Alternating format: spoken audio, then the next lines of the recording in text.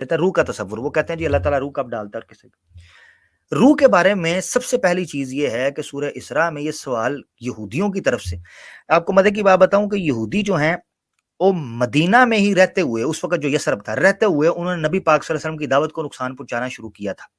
उसकी वजह यह है कि यहूद तिजारत के लिए जब मक्का आते थे ना, तो मक्के के जो अरब थे उनके साथ जब उनकी टसल या कभी मसला बनता था तो वो उनको उस नबी का तड़ी लगाते होते थे। वो कहते थे जब वो नबी आएगा ना तो हम तुम्हारे साथ बदला लेंगे। यहूदी मक्का के अरबों को ये कहा करते थे।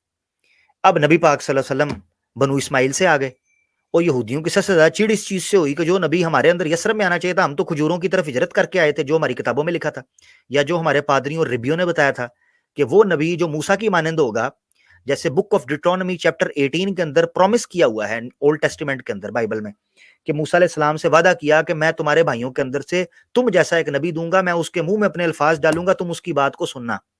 ठीक है, ये बकायदा अल्फाज हैं old testament bible book of Deuteronomy chapter 18 के अंदर। अब जब वो नबी आ गए उधर से मक्का में से, तो उनके अंदर एक तासुब पैदा हो गया, मुसाबकत पैदा हो गई जिससे शरीका होता है। तो ये थे बनु इसराइल में से, वो बनु इस्माइल में से थे, तो इनको एक तंगी होती थी। तो यहूदियों ने बकायदा मुशरिकीन मक्का को कहा कि तुम्हारे अंदर ये नबी आ गया ना जो कहता है कि जनाब मैं मूसा की मानंद हूं और ये मामला हैं सारे, और इस तरह के मामला हैं कि मैं बनु इस्माइल से आ गया हूं, तो इससे ये सवाल करो। उनमें से एक सवाल था रूह के बारे में, वयसअलूनका अनिर रूह, ये आपसे रूह के बारे में सवाल करते हैं।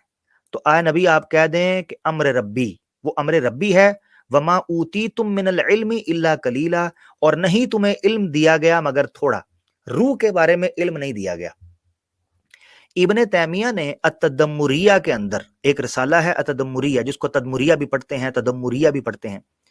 एक इलाका था तदमुर, उस इलाके से एक काफिला आया था, उन्होंने सवाल इब्ने तैमिया से किया था कि अल्लाह की सिफात और अस्मात और तकदीर और कज़ा और कदर के हवाले से। तो उसके रसाले के जवाब में इब्ने तैमिया ने रसाला लिखा, वो छप चुका है, मेरे पास हार्ड कॉपी भी पड़ी है, और आवाज़ हक चैनल के ऊपर एक वीडियो पड़ी है, उसमें मैंने उसका हवाला दिया है। वो वीडियो का नाम है खुदा का खालिक कौन। खुदा का खालिक कौन जो वीडियो है 12 मिनट की, उसके अंदर मैंने उस रसाले का हवाला भी दिया है। उस रसाले में बकायदा रूह के कॉन्सेप्ट को सामने रखते हुए इब्ने तैमिया ने खुदा के वजूद पर इस्तदलाल किया है। उसने कहा है कि हम रूह को अल्लाह की मखलूक मानते हैं मगर उसको मावराउल अकल मानते हैं, यानी रूह समझ में नहीं आ सकती। खुद कुरान ने एक ऐसी मखलूक पेश कर दी है कि जिसका इदराक इंसान कर ही नहीं सकता। तो जब एक मखलूक ऐसी मौजूद है तो अल्लाह की जात तो फिर उससे मावराउल वरा है। तो रूह को पेश किया।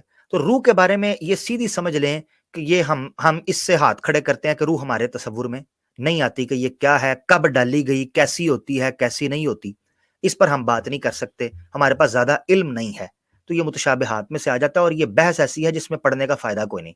और दूसरी बात है, इस पर हमारा ईमान मुनहसर भी नहीं है, यानी ईमान की जो बुनियादी चीजें हैं जिस पर इस्लाम की बुनियाद है, वो ये नहीं है कि रूह को समझोगे तो तब तुम्हें जन्नत मिलेगी।